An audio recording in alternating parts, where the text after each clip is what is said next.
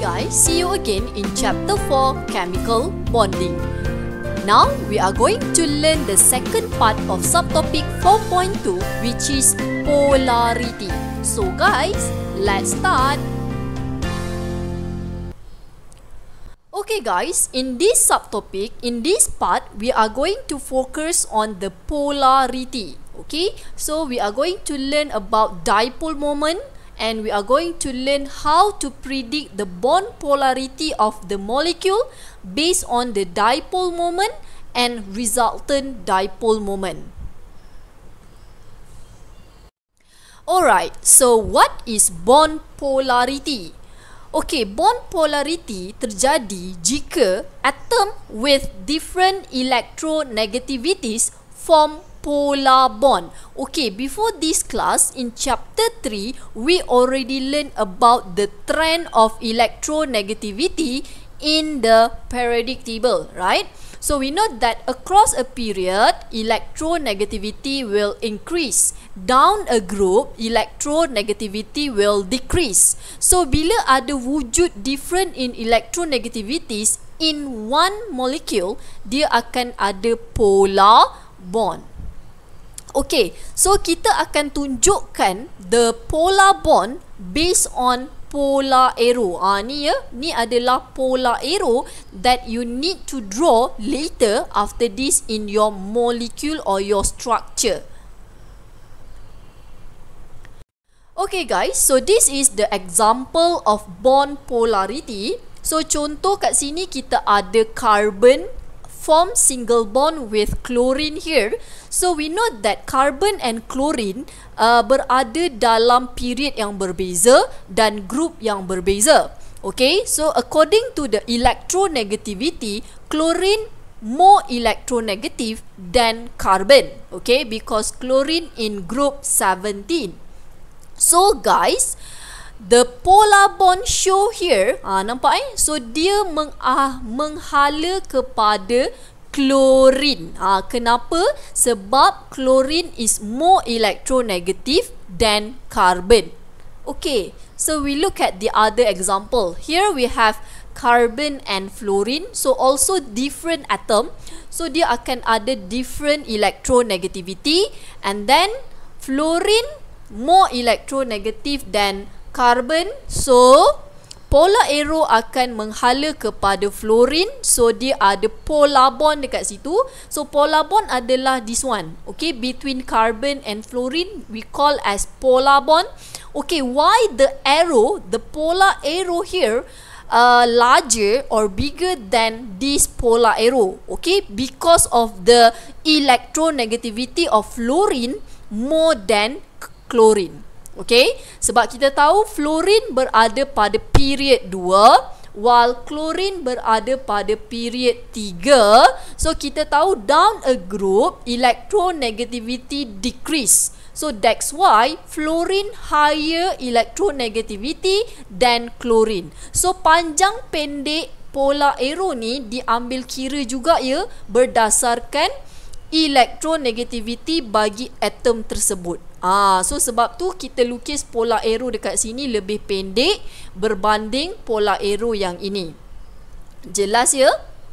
Okay, kemudian kita tengok if the bond between carbon and carbon we call as non-polar bond because no different in electronegativity. Sebab carbon atom dengan carbon atom, so electronegativity dia adalah sama. Okay, and then we look at the other example here. We have bromine atom with bromine atom. Okay, this one also non-polar bond because bromine and bromine no different in electronegativity. Understand?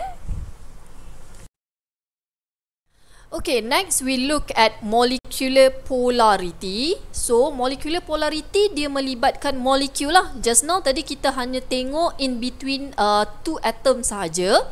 Okay, molecular polarity depends on the net imbalance of charge. Alright, so dia bergantung kepada electronegativity jugalah.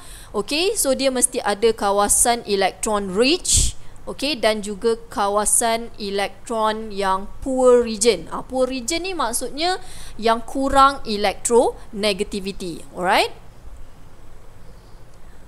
Okay, so daripada gambar ni kita dah boleh lihat kita ada kawasan elektron poor region dan juga elektron rich region. So bila wujudnya keadaan ini, so dia akan wujudnya polar molecule. So after this I will show you the condition how to identify the polar molecule and the non-polar molecule.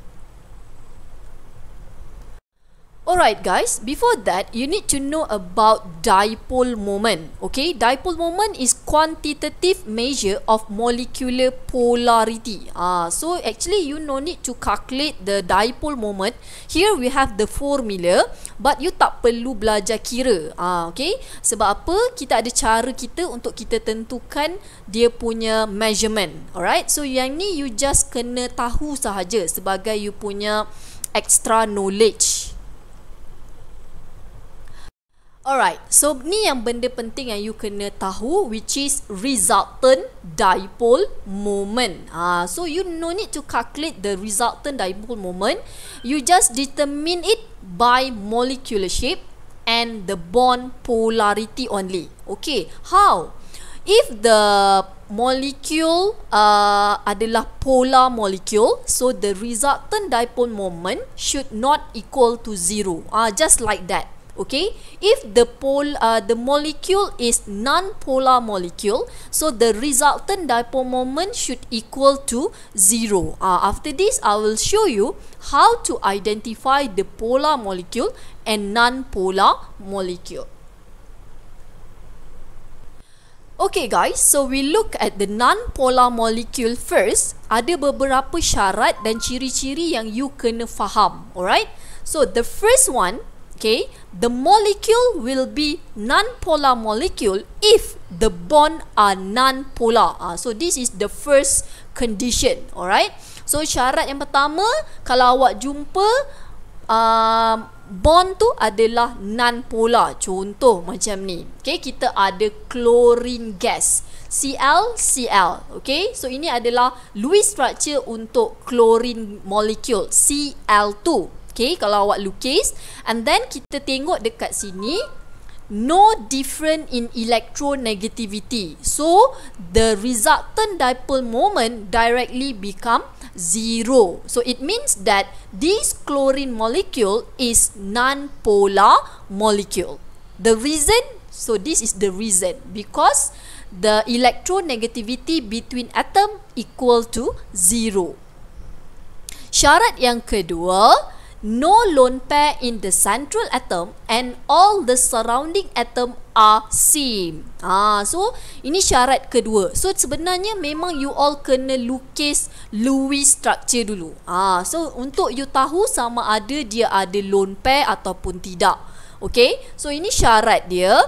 Yang kedua, so I give you the example here. Kita ada BF3. So BF3, if you draw the molecular shape, if you draw the Lewis structure, the boron here tidak ada lone pair, no lone pair around the boron here. Okay, so look at the terminal atom here. All the surrounding atom here are same. Semua sama. So bila semua sama, bermaksud ini juga adalah non-polar molecule. So how you want to explain this situation? So kita tahu kalau kita tengok pada boron and fluorine only, the bond are polar. Kalau kita fokus pada boron dengan fluorine, bond dia polar. Okay, but kalau kita fokus kepada tiga bond yang ada dekat sini, so these three bond dipole will cancel each other. Sebab apa? Sebab surrounding atom dia sama, so polar arrow bond dipole ni kita boleh cancel out je. So resultant dipole moment equal to 0. Tak perlu kira pun, just kita boleh tengok je. So polar arrow ni awak kena lukis ya. Okay, so polar arrow ni sama panjang. Kenapa? Sebab surrounding atom dia semua sama. So polar arrow panjang dia sama, so kita boleh cancel out kan saja. Alright. And then ada exception for this non-polar molecule, di mana a molecule in which the central atom has lone pair electron but it is non-polar.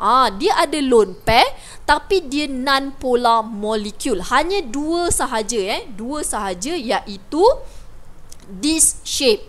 Jika awak lukis dia punya Lewis structure and the molecular shape, you dapat linear shape di mana dia ada 5 electron group, 3 lone pair, 2 surrounding atom. So dia akan jadi non-polar molecule. Why? Because the bond dipole will cancel each other. Dia boleh cancel out, class. Okay? And then yang kedua, kita ada square planar molecular shape. If you draw the Lewis structure and the molecular shape, you dapat macam ni. So juga ini adalah non-polar molecule. Why? Because the bond dipole between the terminal atom here will cancel each other. Dan kedudukan lone pair dia sama. So menyebabkan daya repulsion dia adalah sama. Okay? So guys, ingat hanya dua sahaja molecule with the shape linear and square planar will be your non-polar molecule. Dua ini sahaja yang ada lone pair tetapi dia adalah non-polar. Okay, next we look at the example of polar molecule. Apa syarat dia? Okay, yang pertama, no lone pair in the central atom. Dia tak ada lone pair pada central atom, but the surrounding atom are not the same. Surrounding atom dia tak sama. Okay, this is the example. So kita ada lebih kurang sama dengan yang tadi. Kita ada boron as the central atom, and then we have two same surrounding atom, which is fluorine, but we have another one surrounding atom, bromine. So kita ada satu surrounding atom yang berbeza. So when you draw the polar arrow between boron and fluorine lebih besar daripada between boron and bromine. Why? Okay, fluorine and bromine in the same group, which is group 17. But we know that fluorine in period 2 and bromine in period 4. Down a group, electronegativity will decrease. So that's why the electronegativity in bromine less than in fluorine. So that's why when we draw the polar arrow between boron and bromine, dia lebih pendek berbanding dengan fluorine. Okay, so bila polar arrow dia dah tak sama, kelas, boleh tak bond dipole cancel each other? Tak boleh. So the three bond dipole do not cancel each other because of the present surrounding atom yang tak sama tu. So the resultant dipole moment will not equal to 0. So you just tentukan macam tu sahaja. Okay, tengok syarat.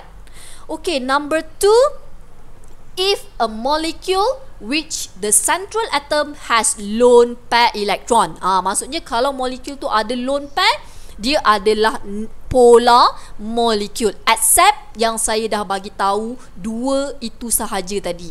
Yang lain semua molekul yang ada lone pair should be polar molecule. So this is the example. Kita ada H2O molecule. So H2O consists of two lone pair here, and look at the polar arrow menghala kepada oxygen because hydrogen least electronegativity. So oxygen more electronegative than hydrogen. So ingat, polar arrow tak semestinya menghala kepada surrounding atom. Sometimes dia juga boleh hala kepada central atom. Okay? So these OH bond are polar. So kita tahu OH bond memang polar, but the two bond dipole do not cancel each other. Walaupun polar arrow dia sama, okay, sama panjang, tapi tetap tak boleh cancel each other because the presence of lone pair here. Dia mengganggu dekat situ. So resultant dipole moment will not equal to 0. So this H2O molecule will be your polar molecule. Understand? Jelas? Okay guys, that's it for subtopic 4.2. Thank you. Bye guys.